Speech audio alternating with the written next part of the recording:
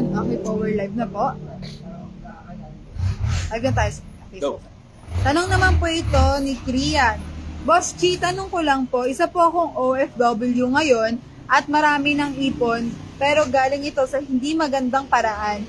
Isa po akong nurse dito at the same time, may ginagawa po akong illegal. I know what you mean po. At ano pong dapat kong gawin kasi marami nga po akong ipon kaso natatakot akong gamitin kasi galing din sa masama yung perang naipon ko. Dapat ko po bang ipamigay na lang o i-invest ito sa ibang tao? Ang tawag dyan, fruit of the poison tree. Fruit of the poison tree. Marami rin ako niyan. Sa akin, simple. Kung magbabagong buhay ka, mapapakinabangan mo yung pera na yon para sa pagbabagong buhay mo. Hindi ko sinasuggest dun sa mga nagsisimula pa lang na ganyan ang gawin nyo. Bakit? Kasi yung moral compass mo, yung konsensya mo, masisira. Pag nasira ang konsensya, ang hirap ng bumalik. Kasi masyadong maraming pera sa illegal at sa masasamang gawain. Pero pag nandiyan ka na at gusto mo na magbagong buhay, mapapakinabangan mo yung pera na yan. And this is straight coming from experience. Ngayon, nakakatulong ako sa mga tao. Gamit ngayon, yung taba ng utak ko sa lahat ng bagay na natutunan ko, legal o illegal, mabuti o masama man. Ganon kasimple yung konsepto. Kung magbabagong buhay ka, just go straight. Just go straight. Kasi, wala pa ring tatalo sa malinis na konsensya. Na paghiga mo sa gabi, you know that you have served the purpose of your being. Gumagawa ka ng matino, gumagawa ka ng tama, at minsang panahon, nakagawa ka ng maraming mali na nagkamal ka ng malaking kayamanan. Tapos yung kayamanan na yon, ginagawit mo na sa katinoan para sa sarili mo, para gumawa ng sistema na maayos na ang kinakalabasan. Tapos, pag maayos na ngayon ang sistema mo, yung pera na yon, napakinabangan mo na ng gusto para gumawa ng maayos at matino at malinis, tuloy-tuloy mo pa. Tapos gawa ka ng matinong pera, malinis na. Tapos, tumulong ka naman sa iba. Kasi maraming makikinabang sa personal na experience mo. Maraming makikinabang sa personal na experience mo para yung mga nandyan sa ganyang industriya, lumabas na kayo. At para yung mga papasok pa, wag nyo nang subukan. Masisira ang buhay mo.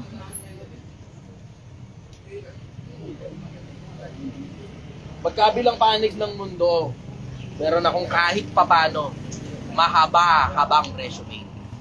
Sa legal o sa illegal. Parehas yan. Yun nga ang dahilan kung bakit nakakapagtanong sa akin ng mga tao, pati sa mga illegal. Kasi nga, kabisado ko nga yung magkabilang panig ng mundo. Na oo, marami akong hindi alam. Pero lahat ng alam ko, gumana.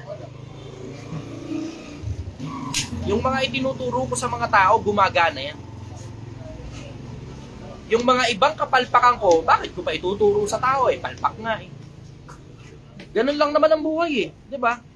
Ganun lang naman ang buhay. May mga tama kang ginawa na natuto ka doon. May mga mali kang ginawa na natuto ka rin doon. Kaya yung mga alam ko, collection ng mga bagay na gumana at hindi gumana. Parehas, natuto ako sa magkabila. Kaya nga, yung mga alam ko, gumagana. Bakit gumagana? Kasi yung mga bagay na natutunan ko sa mga sistemang hindi gumagana, ngayon, alam ko nang iwasan yun. I stick to the tried and true. Kung ano lang yung gumagana talaga, pinipilit ko as much as I can na yung mga sistemang gumagana ko, puro mga malilinis na lang. Pinipilit kong maging mabuting tao. Bakit? Kasi we only get to live for 60. fucking shit years. Swerte ka na kung lumampas ka. Swerte ka na kung lumampas ka.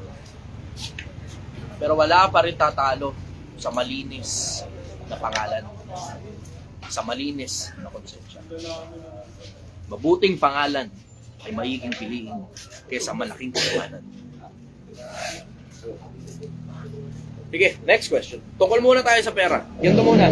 Linggo ngayon, nakakatamad pumasok bukas. Puro tungkol muna sa pera ang pag-uusapan natin para sipagan ninyo. Hindi na importante kung sa pag-aaral man o sa pagtatrabaho. Next question. May pahabol siyang tanong si Green. Sabi niya, Boss Chi, casino dealer ako dito sa ibang bansa at sa gabi, sa ibang araw naman po ay isa akong prostitute. At the same time, nagbebenta ako ng powder business. Alam na yun. Matik na yun. Na-stuck na po ako sa sistema na ito at May hirap na rin i-stuck po ka ako talaga. lumabas. Gusto ko na pong umuwing Pilipinas kaso nahihiya ako magpakita sa pamilya ko dahil ang dami kong ang pera sa maling paraan naman po nakukuha. Alam mo, simple lang naman yan diba? Yung mga taong nakikinabang sa'yo, you go to them. Nakikinabang sila sa'yo sa mahabang panahon. Ingatan mo nga lang ang sarili mo kasi uubusin kanyang mga tao na yan. Alam mo, diretsahan diretsuhin kita. Hindi naman talaga kaya ka natatakot umuwi ng Pilipinas kasi natatakot kang mahusgahan ka ng mga tao. Hindi naman yun eh. Diretso, hindi yun. Diretsahan lang tayo. Hindi ka natatakot mahusgahan ng mga tao. Natatakot ka na baka tumikil na kasi yung dating sistema na meron ka na kumikita ka ng malaki, huwag tayong maglokohan. Malaki kasi kinikita mo dyan. Alam naman natin pare-parehas yan. Malaki ang kinikita mo dyan. Ang pinaka-bottom line yan, simple. Mag-ipon ka ng marami, tapos tigilan mo na. Kasi ang hindi mo gugustuhin, ito, diretsahan, hindi mo gugustuhin, biglang isang araw, tsumamba. Maglalakad ka lang, nakagip ka na sa sakyan, patay ka. Biglang isang araw, tsumamba, natutulog ka lang, hindi ka na nagising. Biglang isang araw, tsumamba. Kung sino man yung malapit sa'yo, wala na siya. Tapos ang huling-huling ginawa mo, kasalanan. Hindi mo gugustuhin. Kasi sasabihin mo talaga diretso, hindi ka pa tapos dito sa mundo. Huwag muna ngayon. Huwag muna ngayon. Tapos magmamakaawa. Tapos walang nakikinig. Kasi, patay ka na. Nakakalimot tayo eh. Nakakalimot tayo. We are fucking finite beings na hindi natin alam kung hanggang kailan lang tayo. And you have to put that into the equation. Life is not money alone. Hindi tungkol sa pera ang buhay. Huwag kang malilito. Hindi tungkol sa pera ang buhay. Ngayon, gusto ninyong pag-usapan natin ng pera? Sige, pag-uusapan natin ng pera. Pero you have to put practicality to it. Kailangan mong isama sa equation kung hanggang kailan ka lang ba na oo, maaari malakas ka ngayon. Eh, paano kung tsumambang hindi ka na pala magigising bukas? Yung isa sa mga customer namin dito, regular na customer yun. Tapos sa mahabang panahon, inabuso niya ang sarili niya. Tapos bumalik uli dito, hindi pa naman siya patay, buhay pa siya, pero inatake siya sa puso. Tapos ngayon, maingat na siya sa pagkain niya. Kailangan isama mo sa equation yung hanggang kailan ka lang. Kailangan ding isama mo sa equation yung baka kasi merong aksidente o baka kasi may medical condition, chamba.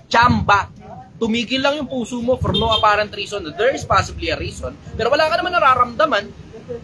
Kasi may mga ganyang pitik. Katulad nung isang panahong nagising ako, wala akong kamalay-malay, alas 4 na madaling araw. Wala naman akong diferensya sa katawan.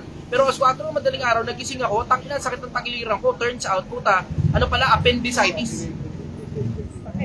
I-drive ko yung sarili ko, papunta sa ospital.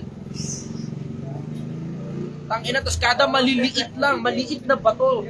Nakakotse ako ha, pero maliliit na bato, nararamdaman ko yung lubak sa kalsada sa sobrang sakit. Pero maganda yung shocks nung sasakyan. Yun ang partida, napakaganda ng shocks nung sasakyan. Maliliit na bato, nararamdaman ko. dahil sa sobrang sakit niya. Konting alog lang, konting-konti lang. Yung dating hindi mo mapapansin kasi smooth yung kalsada, aspaltado, hindi mo mararamdaman. Pero konting maliliit na bato o maliliit na crack lang, ramdam mo dahil sa sobrang sakit. Yung tsamba, paghandaan mo yung tsamba, this is what I strongly suggest.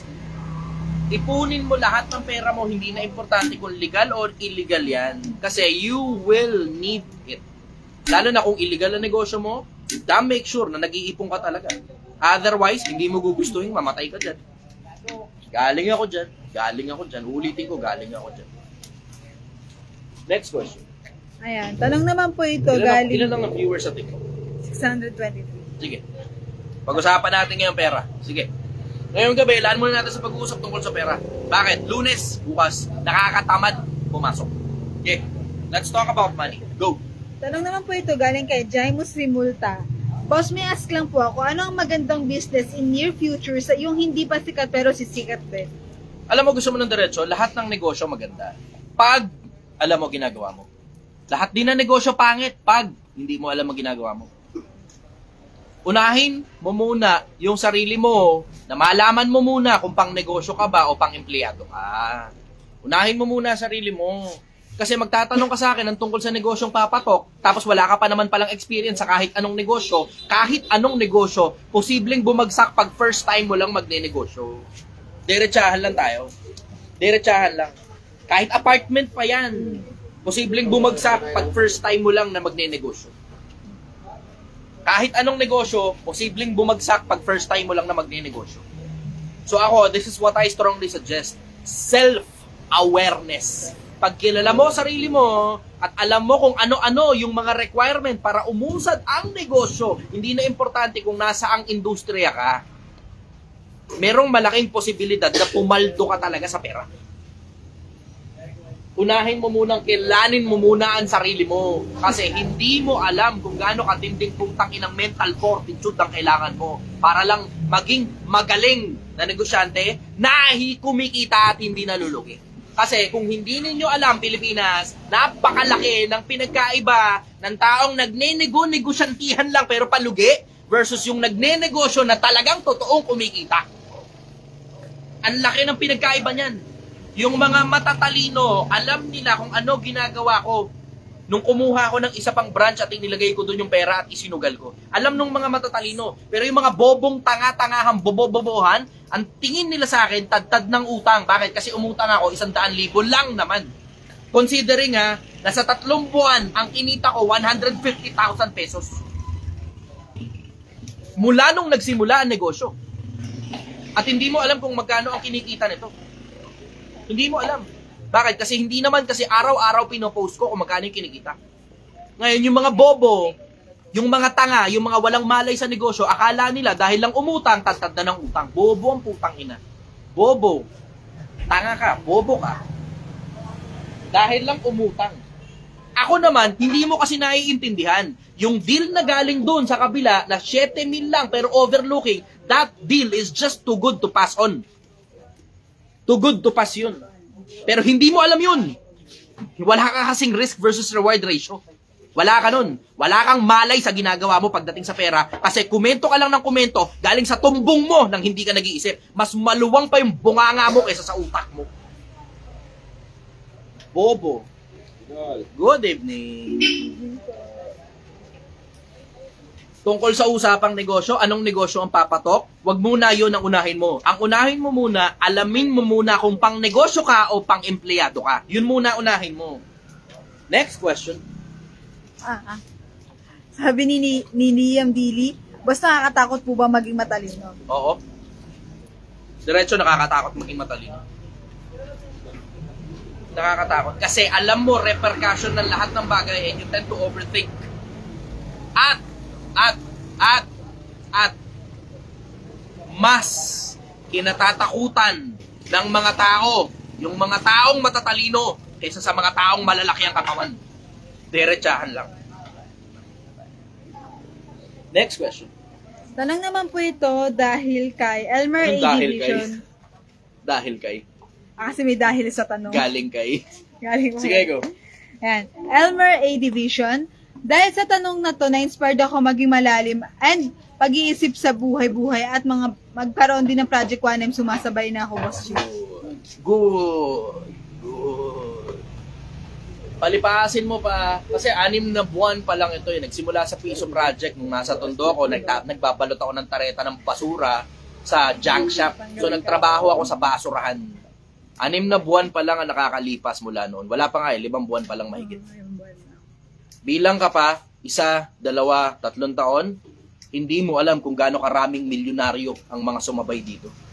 At hindi mo rin alam kung gaano karaming mga butatang tao, na mga ordinaryong taong bayan, yung sumasabay dito. Paglipas ng 5 taon, sobrang dami ng milyonaryong magagawa ng Project 1. Promise ko yan sa inyo. Wag lang ako mapapatay. O mamamatay because of health reasons kasi abusado rin ako sa katawang ko. Sige, go. Tanong naman po ito ni John Sandan. Bro, ano masasabi mo sa mga taong nagsasabi na mag-asawa ka na daw? Diretso. Bakit? Bakit? Para may mag-aalaga sa'yo. Hindi ko ba kayang magbayad ng mag-aalaga sa akin? Si Gail lang, ito nagmamaneho ng mga may kinalaman sa akin At schedule ko, yung mga bibit-bitin, siya nagsiset up, at everything else in between. Nagbabayad ako para sa isang private secretary. Hindi ko kailangan na mag-aalaga sa akin. Hindi ako alagain. Ako ang nag-aalaga sa mga nakapaligid sa akin. Hindi ako alagain. Para mag-aasawa ko. I have my timeline. Meron ako sarili kong timeline kung kailan. At yun ang masusunod kung kailan ko gusto. Yun ang sagot ko. Ayan. Tanong naman po ito ni Von. Paano makakatakas sa employment papuntang business owner? Hindi mo gugustuhin na tumakas sa employment, papunta sa pagbe-business pag hindi mo kilala sarili mo. Ngayon, ito suggestion ko. Para makatakas ka, kilalanin mo muna ang sarili mo. Unahin mo munang alamin kung pang-business ka ba o pang-empleyado ka. Ngayon, hindi mo alam kung ano-ano yung mga requirement para maging negosyante. Subukan mo muna. Barya-barya lang muna sa umaga. Huwag ka muna magre-resign. Yang panahon ng pagtakas, nasa tamang panahon yan. Hindi yan minamadali, hindi yan binibigla. Kasi kumbaga sa preso, tumatakas ka, tapos hindi nyo pinagplanuhan, ang ending niyan, nakalabas ka na, nahuli ka uli, pabalik.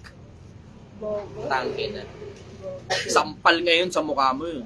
Parang nakaalagwa ka, tapos ibinato ka uli, papunta sa sahig. Nakalipad ka na sinampal ka uli sa sahig. Tangina ka, pride ganun pag hindi mo naayos yan. Ito, suggestion ko sa inyo, Pilipinas, pakinggan ninyo ako. Ito, napakaganda niyang tanong na yan Share nyo muna itong post ko, tapos type done pag na-share nyo na. Like nyo muna itong post ko, pag na-like nyo na, type done. Pakinggan ninyo ako, meron akong ibabahagi sa inyo. Ginto ito. Isa sa mga pinakamalalaking bagay kung paano makakatakas mula sa pagiging empleyado, papunta sa iba. Kasi hindi naman negosyo lang ang paraan para umalagwa Hindi negosyo lang ang paraan para umalago. Huwag ka malilito, Pilipinas. Ulitin ko, hindi negosyo lang ang paraan para umalagwa. Kinondisyon yan ng mga influencer nyo, Pilipinas. Kung hindi nyo napapansin, ang nagkondisyon sa inyo na mag-business, magnegosyo, yung mga influencer mo. Pero, hindi negosyo lang ang paraan para makatakas sa pagiging empleyado. Type yes, type done, kung na-share mo na yung post ko. May ibabahagi ako sa inyo isa sa mga ginto kung paano makakatakas sa pagiging empleyado. Marami naman ang doon, tsaka nag-yes dito. TikTok and Facebook po. Ilan viewers at 721. Sa Facebook po, 194.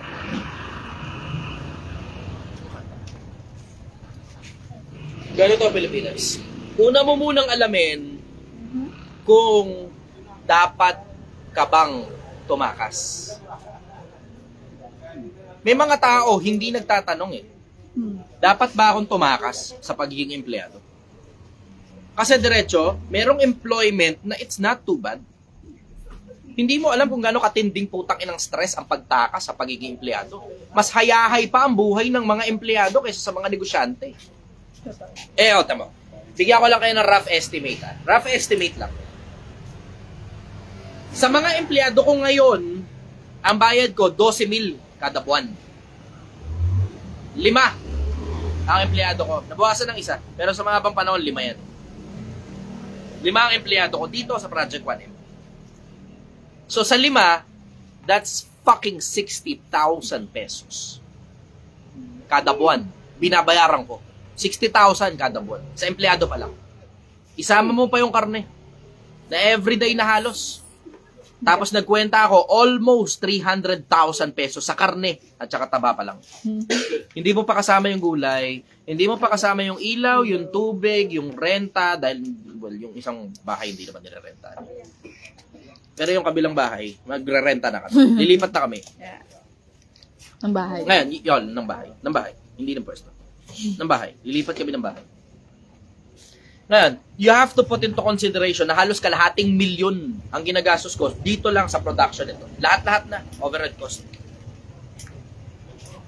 Operating cost. Lahat-lahat halos kalahating milyon. Ngayon, ang tanong ko sa'yo, kaya mo ba?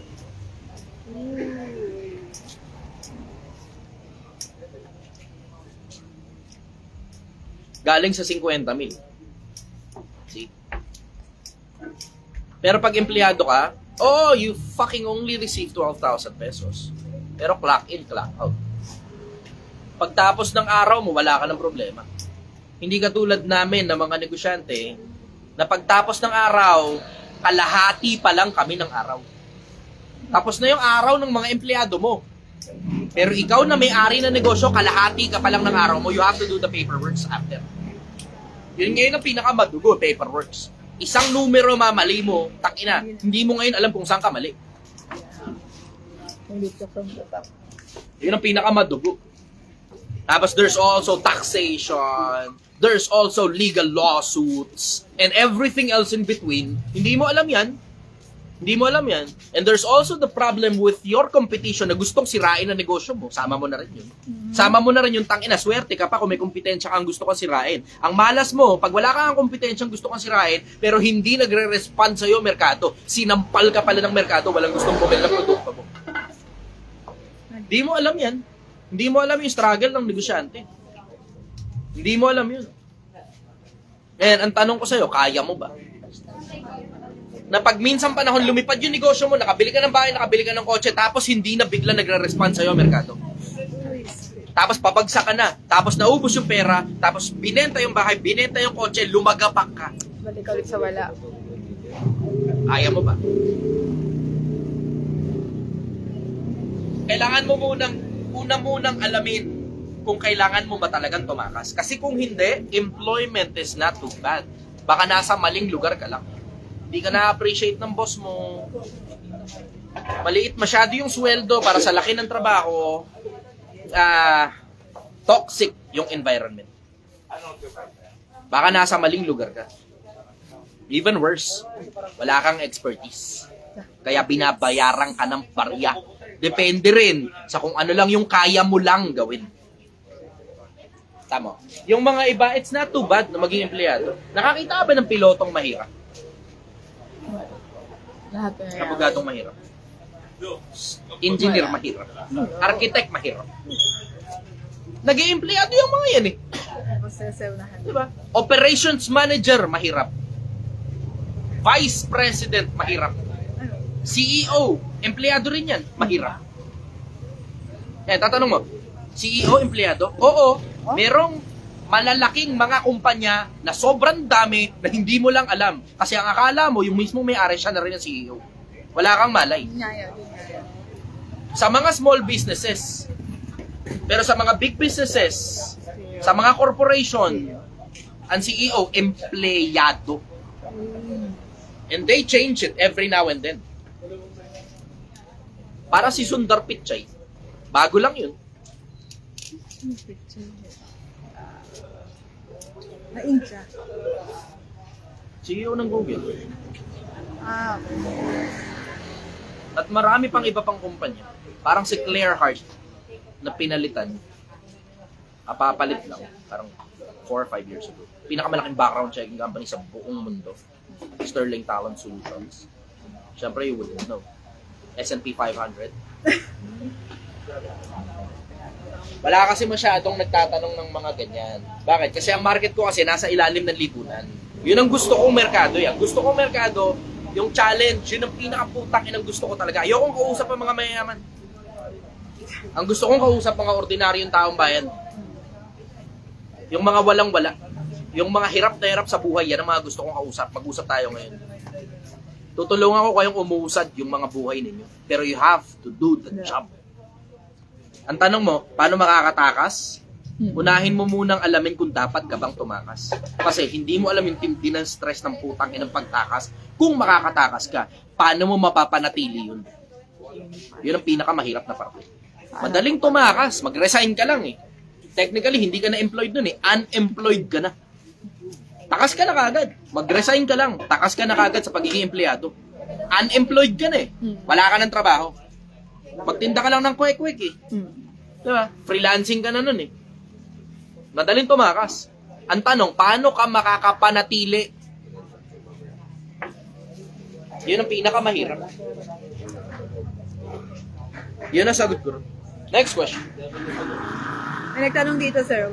Paano naman daw po yung mga feeling CEO, Krusty Krab lang naman ang binibenta sa Facebook account pa? Alam mo, ang dami nga nila yun eh. Hindi ko nga alam bakit may mga tao talaga takin eh. Alam mo yung lahat sila panggap. Panggap. Nakasulat pa yan sa profile nila. Sa Insta at saka sa Facebook. CEO. Lalagay nila yung maliit na negosyo nila ron na hindi mo nga makonsider na negosyo kasi wala nga man lang BIR na binabayaran. Uy. Lahat sila panggap. Lahat sila CEO. Lahat sila CEO. Nakakadiri na nga ngayon sa akin yung term na CEO eh. Nakakadiri na. Yung sumundiretso, nakakadiri na ngayon sa akin yung term na CEO. Kasi ang general majority ng mga makikita mo CEO, lahat yung panggap. Ang dami-dami nila.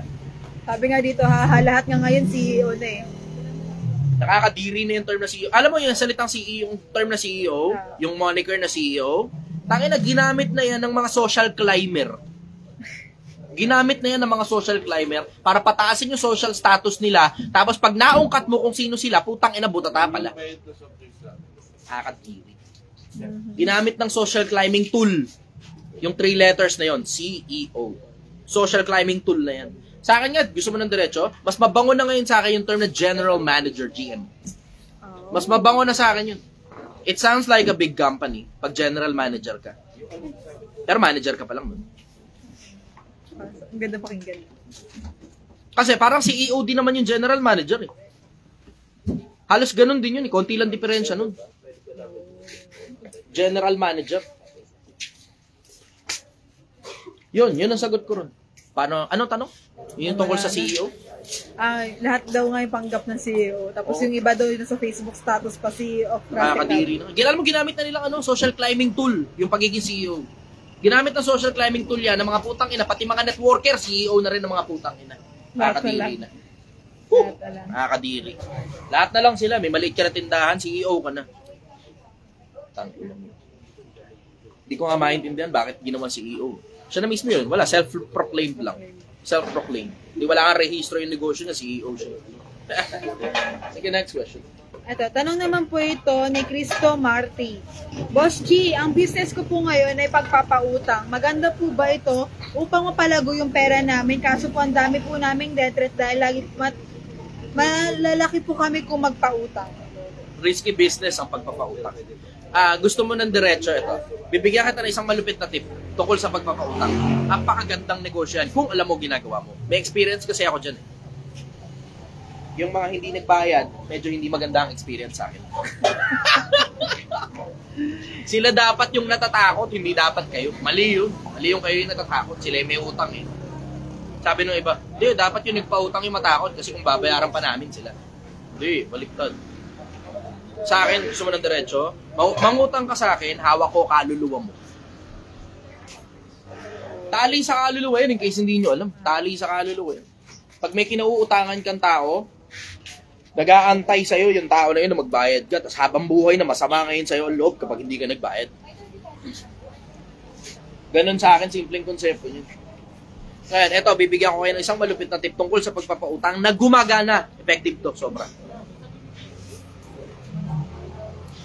Ilan ang viewers? 724 sa TikTok. Pag-uusapang pera talaga yan ang gusto niyo. Sige, let's go. 230. Let's go. Usapang pera tayo.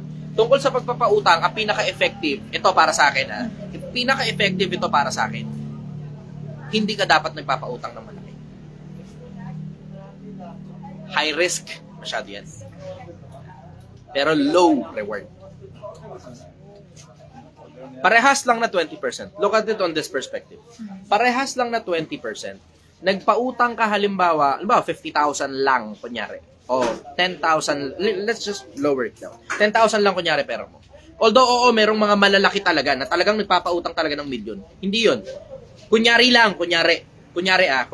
Kasi parehas lang ang logic nun eh. Yung malaki at saka yung maliit, parehas lang ang logic eh.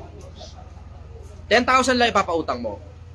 Pinautang mo yung buong 10,000. Ba, pinautang mo yung buong 10,000. Tapos 10% interest. How much will you get? 11,000 total. Tama? 1,000 na tubo, 10%. Tapos inabot ng halos 3 buwan bago mabayaran. So yung 10,000 mo naipit dun. Eh kung sana pinautang mo sa mga construction worker ng tagi 1,000 o sa mga tricycle driver ng tagi 1,000 kada tao, sa loob lang ng 1 buwan bayad na. Tapos bawat isa doon 10% ng 10%. Sa loob ng 1 buwan bayad na.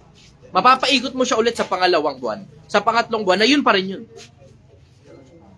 Tapos pag nag-advance sila halimbawa ng bayad, may incentive sila. Ano kaya na ibig sabihin?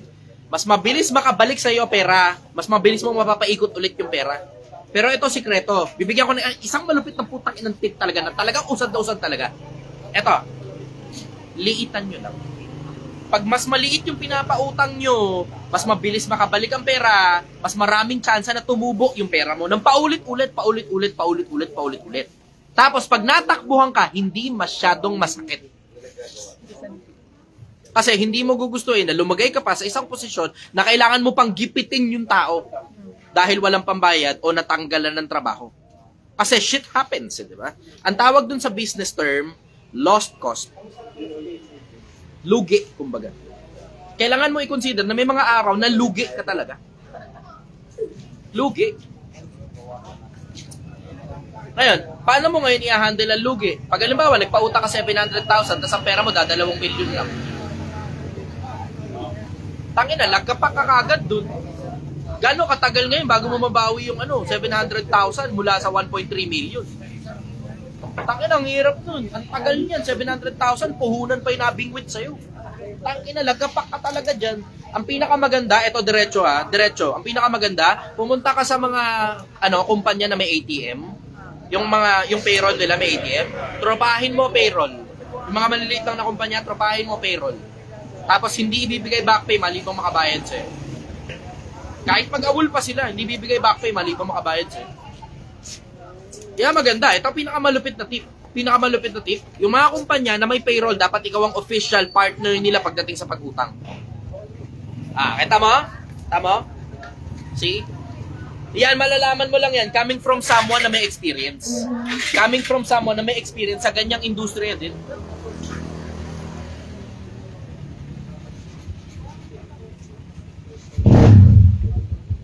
Sige, next question.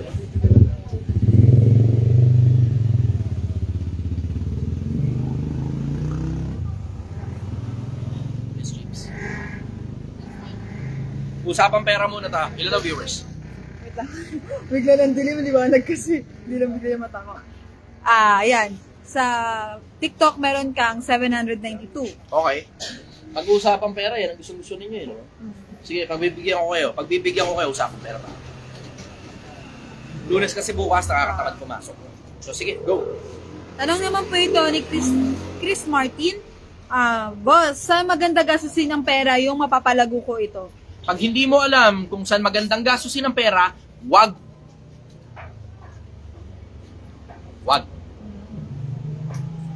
Yan ang pinakamabilis na paraan para tangina. Yung kung sino man ang putang ina na hindi mo alam ang ginagawa mo sa pera mo, kung sino man putang ina, kukunin yung pera mo. Ganon kasimple. Diyan ka ngayon, biglang magsasign up ka na sa mga course na hindi naman gumagana. Diyan ngayon, magsasign up ka na sa mga putang inang networking, na invite.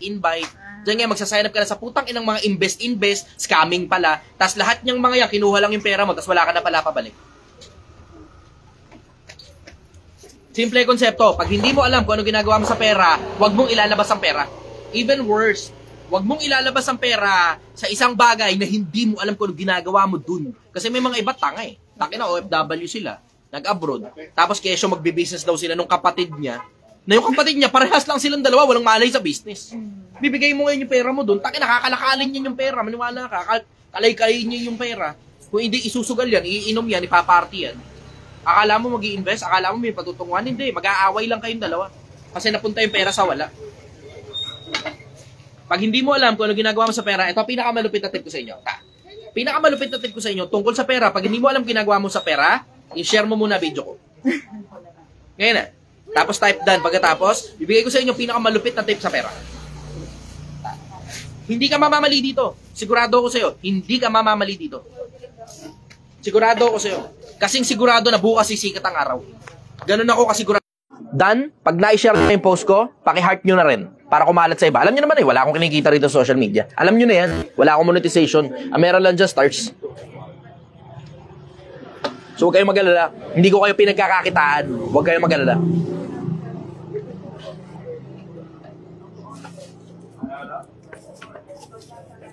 Ayan, sa TikTok marami na nag-yes. Pinakamalupit na tip na maibibigay ko sa inyo. Pag hindi nyo alam ang ginagawa nyo sa pera nyo, tapos may bulto kayo ng pera, eto, pinakamalupit na tip to. Walang tatalo rito. Tangina, wala, zero. Walang tatalo rito. Pag hindi mo alam kung ano ginagawa mo sa pera, gumawa ka pa ng mas marami pang pera. May tatalo ba dyan? Sige. Hindi mo alam kung ano ginagawa mo sa pera, gumawa ka pa ng mas marami pang pera. Kasi ano ibig sabihin? Pag nagkaroon ka na marami ng pera, ang ibig sabihin niyan, yung sistemang ginagawa mo, gumagana na. Gumagana na yun. Kaya employment man yan, o negosyo man yan, o freelancing yan, o investment yan, o may paupahan ka, o may videoke rental ka, o may tindahan ka sa kanto, hindi na importante. Kung ano yung ginagawa mo, gumagana na, wag mong pakialaman, puta. Wag mong pakialaman. Gaya ng kawika ang Ingles, do not fix something that is not broken. Do not fix something that is not broken. Yung ginagawa mo, na nakaipon ka ng pera, gumagana, wag mong pakialaman. Ang pinaka hindi mo gugustuhin, gumawa ka ng ibang sistema. Tapos yung gumagana, nasira. May trabaho ka, nag-business-businessan ka, pala-absent ka na ngayon dahil sa pagod mo, dahil sa puyat mo, pala-late ka. Tapos, nagtatawanan yung mga nasa harap. Sinasabi ko sa inyo. Tama? Tapos, ano ngayon na nangyari? Tinanggal ka sa trabaho. Putang ina. Imbis na gumagana na, pinakialaman mo pa. Ngayon, hindi na gumagana. Nagkanta-leche-leche pa. Diba? Pag hindi mo alam, ulitin ko, pag hindi mo alam kung ano ginagawa mo sa pera, gumawa ka pa ng mas marami pang pera, hindi ka mamamali dun. Kasi yung ginagawa mo para makagawa ka ng pera, gumagana na. Huwag mo nang pakialaman. Tangina. Pag papunta yung kamay mo sa pera mo, papunta sa bangko mo, tapos nangangati yung palad mo, mag-i-invest sa putang inang networking, mag-i-invest sa putang inang kung sino man, bibili ako ng putang inang course, sa sign up sa ganito, tapikin mo yung kamay mo. Stupido ka. Kaboboan yung ginagawa mo. Hindi mo alam kung ano ginagawa mo sa pera. Hindi mo alam. Pag hindi mo alam kung ano ginagawa mo sa pera, huwag mong pakialaman, gumawa ka pa na mas marami pang pera. Yung ginagawa mo, gumagana na yan, huwag mo nang pakialaman. Anong pakialaman? Tama ba, Pilipinas? Type yes nga. Tangina, yung mga iba, gago eh. Pag may pera tao, alam nila. Tapos pipigain nila. Pigain nila ng pera yan, puta. Sali ka rito, join ka rito, bili ka nito, bili ka niya. Akin yung pera mo, akin niya. Payayamanin kita. Tangina, gumagana na nga yung sistema ng tao. Kukunin mo yung pera, tapos sasabihin payayamanin mo. Anong kaya mong gawin? Kung yung tao nga, di niya alam kung ginagawa niya sa pera niya. Ikaw pa kaya matuto tungkol sa ginagawa mo sa pera? Diba? Yung tao, gumagana na yung ginagawa niya. Ikaw, hindi gumagana yung ginagawa mo, kaya nga kinukuha mo yung pera eh. Diba? Tangina. Ano, Pilipinas, natututo ka ba? Usaping pera to. Yan ang gusto nyo, di ba? Yan ang gusto nyo, usaping pera. Ilan ang viewers sa TikTok? 708. Tamo? Nare-retain ng viewers kapag ganyan ang usapan eh. Sige. Yan ang gusto ninyo eh. Usapang pera, usapang kalibugan. Yan ang mga gusto ninyo. Mga kalokohan. Gusto nyo abuso. Sige, pagbibigyan ko kayo. Abusado tayo ngayon. Ngayon lang to, kasi bukas Lunes, nakakatamad pumasok, di ba? O, para ganahan ka. Sige, next question. Ayan. May nag-comment dito na wala lang eh. Pero, hanapin ko lang ulit.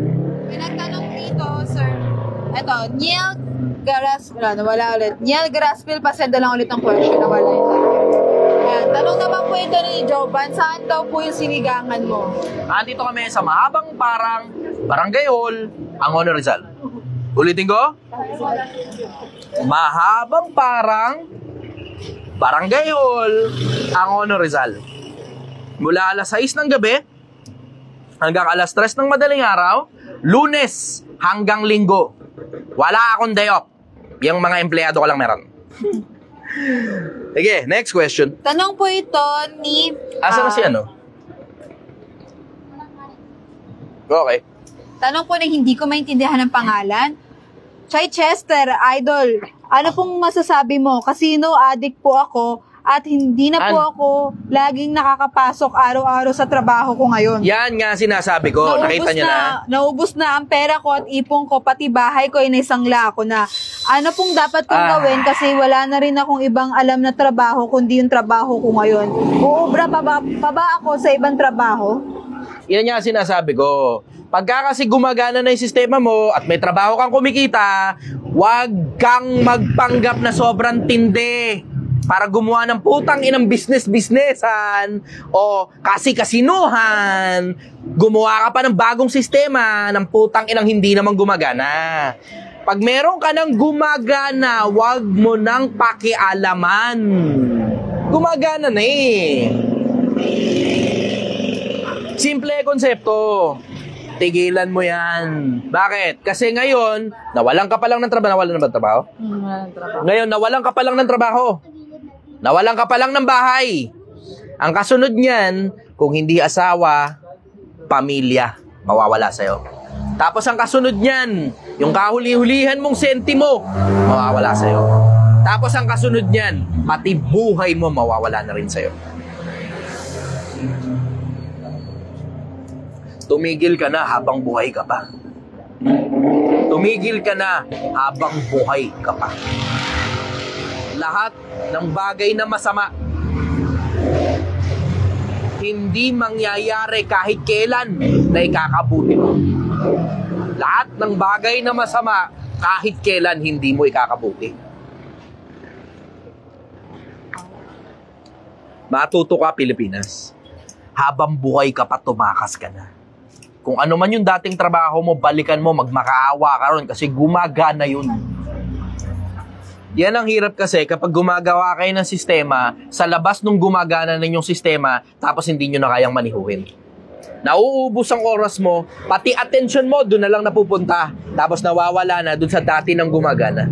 Akala mo kasi kaya mong gawing hanap buhay yung pagsusugal. And you are just one of so many people na akala kayang gawing hanap buhay ang pagsusugal. And it just fucking do not work. It just do not work. Hindi gumagana yan. Hindi gumagana yan. Sir Chess, may habol siya. Galing ulit sa kanya. Sir Chess, pasensya na, pahabol ako. Boss, baon na rin po ako sa mga loan sharks, kaya pati buhay ko kakaba-kaba na ako. Pamilya ko po is malayo ay nasa Mindanao po sila ngayon. Kaya po ako mag-isa lang dito at nagpapatayo ng bahay kaso hindi natuloy. Yun po yung sinasabi kong bahay na nawala sa akin. Ano po pong dapat kong gawin? Nakakatakot na po. Ito diretso. This may be an abrupt decision. You may want to consider this. And this is not an advice. Hindi kita advisean kasi nasa delikadong lagay ka na eh. Ang sasabihin ko sa'yo ganito, opinion ko ito. At inilalagay ko yung sarili ko sa sitwasyon na meron ka ngayon na ipit, gipit ka na. Ito ang gagawin ko. Una, yung pinapagawa mong bahay, Hindi mo na maitutuloy yan. Tanggapin mo na yun. Ibenta mo na. Ako yun. Kung ako yung nasa ganong sitwasyon, ibebenta ko na yan. Tapos tatakas na ako papuntang Mindanao. Sabi mo, paano yung mga inuutangan? Hindi mo na mababayaran yun. Naipit ka na eh. Kung yung mismong trabaho mo wala na sa'yo, yung mismong bahay mo wala na sa'yo, baon na baon ka na sa utang, tas problema mo na pati pangkain mo, hindi mo na kayang bayaran yun. Oo, makakapang-agrabyado ka ng kapwa-tao. Pero mas okay lang manatili kang buhay kaysa mapatay ka nila. Kasi pati buhay mo, binabantaan na. Huwag mong kakalimutan, magkano lang ang bala ng 45? Magkano lang magbayad para sa buhay ng isang taong hindi kilala, natadtad ng utang? Halagang 5,000, may kakanaan yan, maniwala ka sa akin. Diretsahan, survival na to eh. Wala kang choice, naipit ka na sa sitwasyon. Ang magagawa mo na lang, simple. You abstain from using your cellphone. Kasi ang malamang, yung sugal na yan, very accessible sa'yo. Hindi yan casino. Malamang yan, galing sa cellphone yan. Kasi yun na ngayon ang bagong uso, Pilipinas, just so you know. Ang bagong uso ngayon, online casino, very accessible. Pati sa GCash meron, tangina. Delikado ang panahon natin yun. Delikado ang panahon natin yun. Kung ako'y nasa ganyan sitwasyon, ipit na ipit, gipit na gipit, pati pagkain ko ipit, tapos binabantaan na ako, buhay ko na ang kapalit, ibebenta ko na yung bahay. I will still communicate dun sa mga taong naatraso ko, kahit wala na ako rito sa Maynila. Baka sakaling makausad ako in the future after 2, 3, 5 years. Tapos utay-utay kong babayaran para lang malinis ang konsensya. Pero gusto mo ng diretso, hindi mo na kayang bayaran yan. Hindi ko isasuggest ito para sa'yo. Pero kung ako yung nasa ganyan sitwasyon, tatakbo na ako. Mas okay na natakbuhan mo yung problema, na manatili kang buhay, kesa harapin mo yung problema, tapos pinatay ka nila, tapos wala ka ng pagkakataong magbagong buhay. Huwag mong kakalimutan, sa ganyang sitwasyon, na hindi kabutihan yan, brad, diretso. Hindi mo gugustuhin mamatay dyan. Sabihin mo, hindi, dapat hinaharap ang problema. Oo, dapat hinaharap ang problema. Kung dahil sa dignidad kaya ka nagkaroon ng problema, dahil sa takot sa Diyos kaya ka nagkaroon ng problema, dahil sa pangalan kaya ka nagkaroon ng problema. Pero kung dahil sa sugal kaya ka nagkaroon ng problema at mapapatay ka dyan, brad, huwag mong pabayaang mapatay ka dyan. Huwag mong pabayaang mapatay ka dyan. Mas maigi nang tumakbo kang manatili kang buhay at may pagkakataong ka pang magbagong buhay kesa namatay ka na masama ang gawain mo. Kasi diretso, haharap ka sa Diyos ng ganyan ang gawain mo. Hindi mo gugustuhin yan, brad. Hindi mo gugustuhin yan. You stay away from your phone. Turn off all means of internet access. Pansamantala. Benta mo na yung bahay. Perahin mo na. Alis ka na ng Metro Manila. Bumalik ka na sa probinsya nyo. Hindi ka gumana dito. Just take the L and walk away. Loser ka eh. Tanggapin mo muna yun. Pero mas okay nang tanggapin mong loser ka na sampal sa mukha mo yun, sampal sa pagkatao mong manatili kang buhay na baka makapagbagong buhay ka pa pag uwi mo ng Mindanao. Kesa nandito ka sa Metro Manila dahil magkano lang ang bala ng 45 at hindi mo alam kung gaano karami ang gumagawa niyan. Diretsahan lang.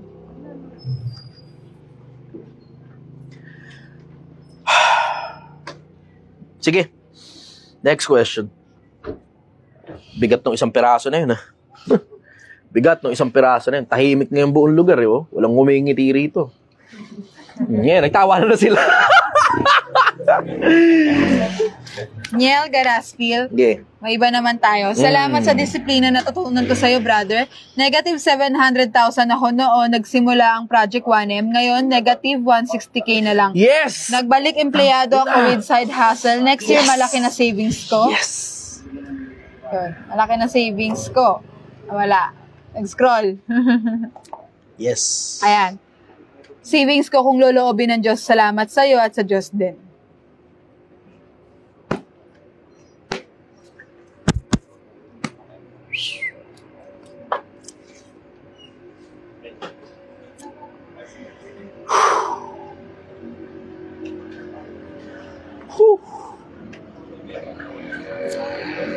Ayos. Hindi ako nakapagsalita rin ng sandali. Speechless ako. Nagbibigil akong lumuha eh. Yeah, next question. Ayoko muna i-acknowledge. Taki na, iyak na naman ako sa harap ng camera.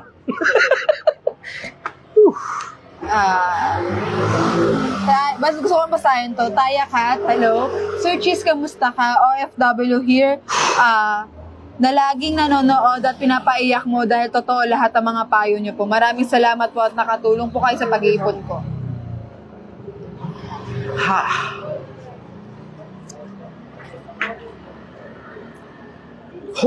Alam mo, totoo yan lang yung nagpapanatili sa akin nananatili rito sa negosyo to eh. Kasi diretso, tangina, hindi ko talaga gusto to.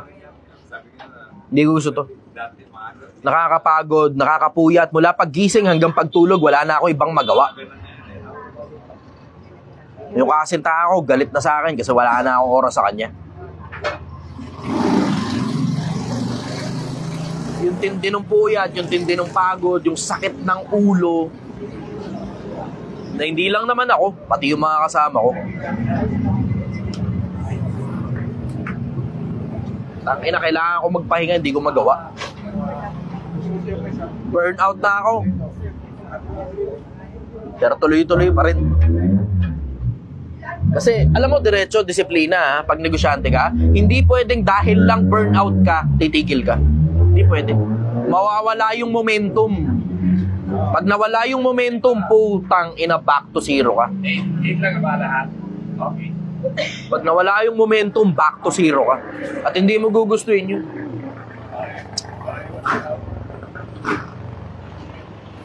Pasuyo ako mamaya.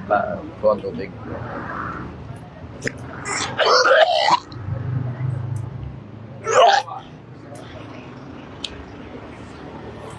Ang taas ng acid ko. Alam mo, totoo, diretso.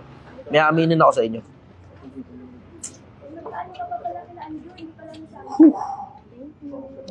Kumukuha na lang ako ng lakas sa mga energy drink. Pagod na ako.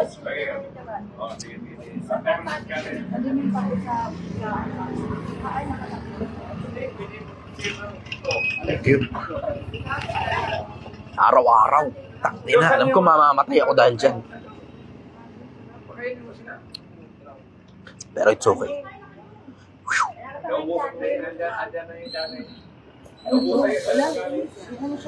Nalang-alang sa'yo. Nalang-alang sa'yo. Doon, sa isang piraso na yun. Alang-alang sa'yo. I know I will probably die of cancer o kidney failure o liver shit. Alam ko mamamatay ako sa sakit kung hindi man ako mapatay ng maaga.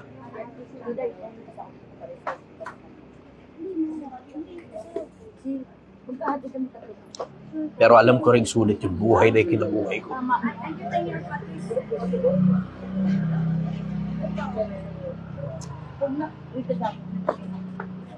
Sa dami ng taong natuto.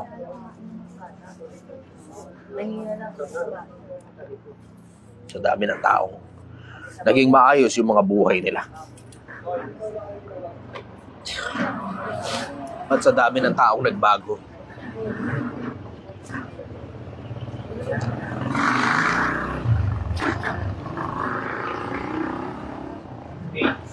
Lalo na yung mga dating masamang tao.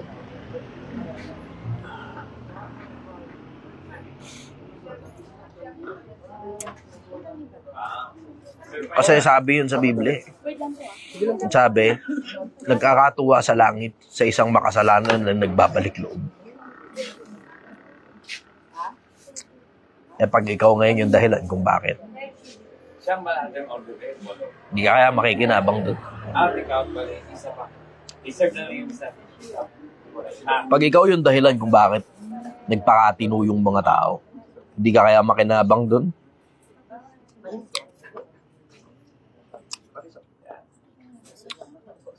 Hindi kaya pagbigyan ka kapag ikaw naman yung humihiling?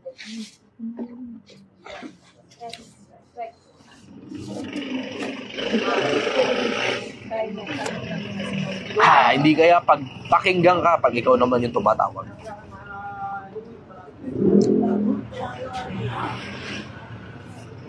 Pag ikaw naman yung may kailangan,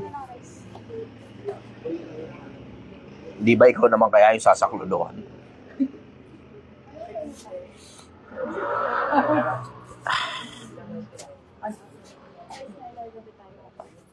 Kaya nga sabi ko sa inyo, wala naman ako hinihingi sa inyo. Ang hinihingi ko lang panalangin. Yun lang. Maalala mo lang ako sa pagluhod mo sa gabi. Yun lang hinihingi ko. Wala na iba. Wala akong ibang hinihingi sa inyo. Hindi ko hinihingi yung pera nyo. Hindi ko hinihingi, sige, pumunta kayo rito, bumili kayo ng sinigang. Hindi ko kailangan yung pera nyo. Meron akong sapat para sa sarili ko. Pero ang kailangan ko, gaya rin ang kailangan ng maraming tao. Sa panahong maayos pa ako, sa panahong buo pa ako, sa panahong buhay pa ako, sana maalala niyo ako sa mga panalangin niyo. Yun lang ang hingi ko sa inyo, wala na iba. Yun lang. Yun yung lagi kong hihingin sa inyo araw-araw. Na sana mapagbigyan niyo ako. Kasi konting oras lang eh. Doesn't take too much of your time.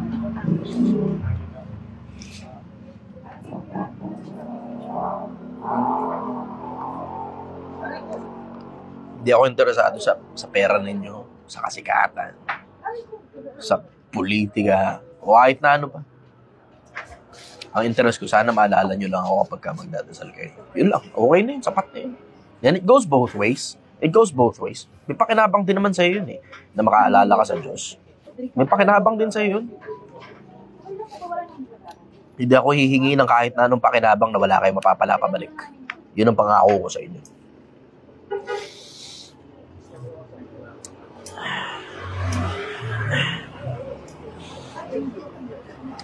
Pilipinas.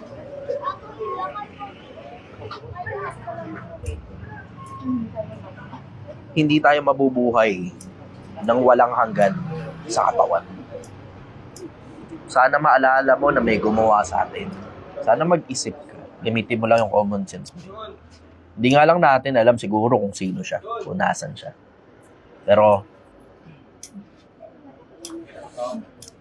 magbaka sakali ka. Mas okay na yun kaysa magbaka sigurado kang wala. Magandang gabi sa'yo, Pilipinas. Mahal na mahal kita.